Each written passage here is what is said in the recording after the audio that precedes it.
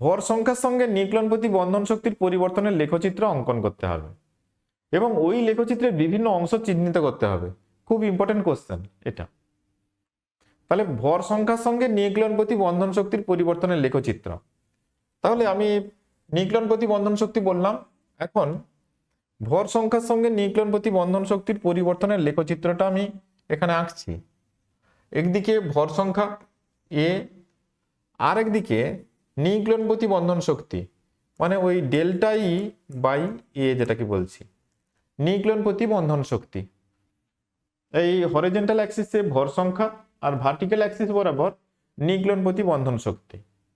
এখানে নিউক্লিয়ন প্রতি বন্ধন শক্তির একটা মান আমি মার্কিং করছি, যেটা খুব দরকার আমার এখানে। 8 MeV পার নিউক্লিয়ন, 8 MeV পার নিউক্লিয়ন বা 8 MeV যদি আমি দিয়ে রাখি পার নিউক্লিয়নটা বলার জন্য, এই মানটা আমার এখানে কাজে লাগবে। তো এখানে যে গ্রাফটা পাওয়া যায় সে গ্রাফটা এরকম,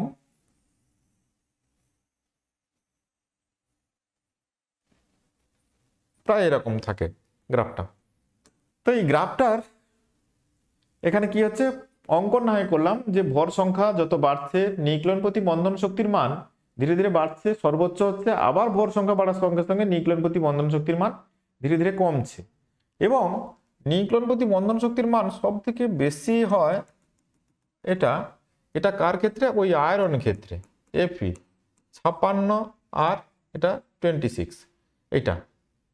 তো এর ক্ষেত্রেই নিউক্লিয়ন প্রতি বন্ধন শক্তির মানটা খুব বেশি থাকে। আর আমি এখানে মার্ক করছি দুটো জায়গা, এটা প্রায় ধরো ভর সংখ্যা 80 আর এটা ধরো 50, এটা এটা। তাহলে এখানে দেখো এই যে আয়রন কিন্তু মৌল হিসাবে বেশ স্টেবল, সব থেকে স্টেবলও বলতে পারি, সব থেকে স্টেবল এলিমেন্ট আয়রন 56-26, এটা। এর নিউক্লিয়ন প্রতি বন্ধন শক্তির মান সব থেকে বেশি, 8 MeV থেকেও অনেক বেশি নিউক্লিয়ন প্রতি বন্ধন শক্তির মান সব থেকে বেশি। তো এটা হচ্ছে সব থেকে বেশি স্টেবল এলিমেন্ট এখানে। আর যেটা দেখা গেছে যে 50 থেকে 80 ভর সংখ্যার যে নিউক্লিয়াসগুলো সেগুলো বেশ সুস্থির, সর্বাধিক সুস্থির নিউক্লিয়াস 50 থেকে 80। তারপরে এদিকটা কিংবা এই দিকের যে জোনটা, এদিকটা কিংবা এই দিকটা, এগুলোকে আমরা বলি কম সুস্থির অংশ, এটা হচ্ছে কম সুস্থির। তবে এই যে ভর সংখ্যাটা প্রায় ধরো এটা 200 মতো ছাড়িয়ে গেলে, এটা যদি 200 ছাড়িয়ে গেলে এই দিকটা যে এলিমেন্টগুলো থাকে তাদের প্রবণতা থাকে নিউক্লিয়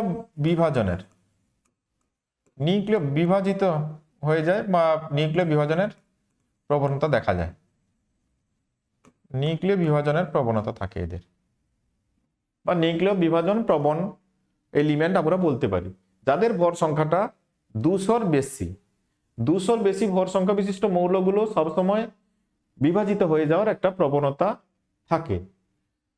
এরা কম সুস্থির, কার থেকে বেশি, 80-র থেকে বেশি ভর সংখ্যা বিশিষ্ট মৌলগুলো কম সুস্থির, কিন্তু সবাই নিউক্লিয় বিভাজন ঘটায় না। তার মধ্যে 200-র থেকে বেশি ভর সংখ্যা বিশিষ্ট যে মৌলগুলো তারা কিন্তু নিউক্লিয় বিভাজনের সম্ভাবনা দেখিয়ে থাকে। আর এইদিকে যেসব মৌলগুলোর ভর সংখ্যা 50-এর থেকে কম, যেসব নিউক্লিয়াসের ভর সংখ্যা 50-এর থেকে কম তারা কম সুস্থির। আর যাদের ভর সংখ্যা একদম কম, একবারে ওই হাইড্রোজেনের মতো যেসব এলিমেন্ট তাদের ভর সংখ্যা একদম কম, ওদের সবসময় নিউক্লিয় সংযোজনের প্রবণতা একটা থাকে, নিউক্লিয় সংযোজনের প্রবণতা এখানে তৈরি হয়। তাহলে আমরা গ্রাফের এই দিকের অংশটা, এই দিকের যে অংশটা প্রথমের দিকের এই যে হালকা মৌলগুলো যেখানে আছে এদেরকে আমরা বলবো নিউক্লিয় সংযোজন প্রবণ। আর 200 থেকে বেশি নিউক্লিয় বিভাজন প্রবণ, এটা সংযোজন প্রবণ, ওটা বিভাজন প্রবণ। আর 50-এর কম 80-র বেশি এরা কম সুস্থির অংশ, আর 50-80-র মধ্যে সবচেয়ে সুস্থির অংশ বা সব থেকে সুস্থির নিউক্লিয়াসগুলো এখানে অবস্থান করে।